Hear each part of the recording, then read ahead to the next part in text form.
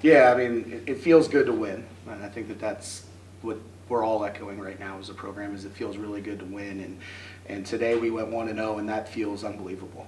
And the thing that I'm really proud about with this group right now is that they continue to put their head down, they continue to work, they continue to trust the process. But today we did it together, and we did it with something that is probably overlooked, and that's we did it through defensive execution.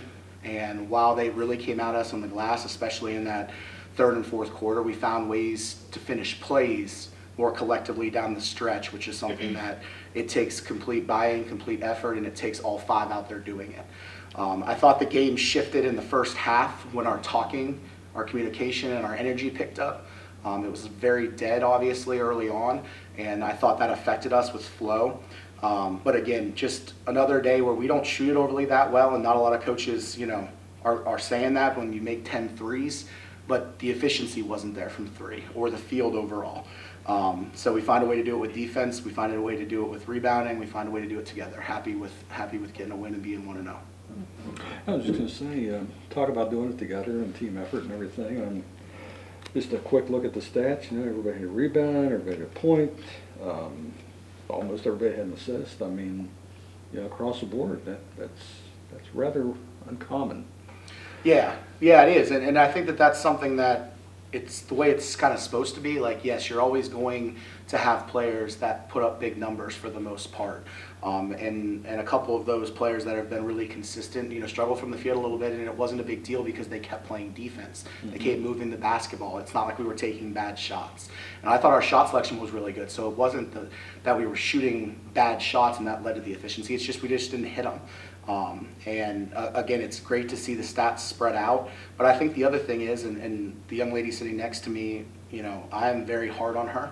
She knows that. It's mm-hmm. tough love. There is nobody that's a bigger Olivia Belknap fan than I am, mm-hmm. but it's because I know who she can be. And, she's a prime example of she made a shift at half, and she came out with way more bounce, way more positive energy, way more talking to her teammates. She was rewarded with that, with more playing time.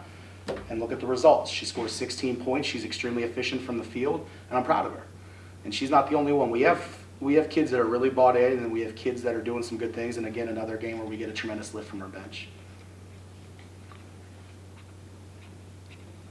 Okay. Olivia, looking at today's game, obviously, a little bit of a rough start and all like that.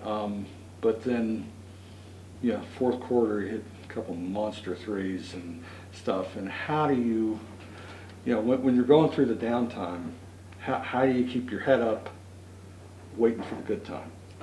I try to just get defensive stops and rebounds and create for my teammates.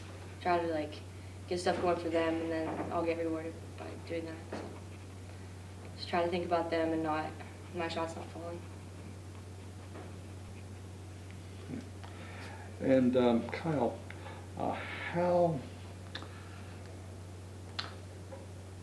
how do you build from this going forward?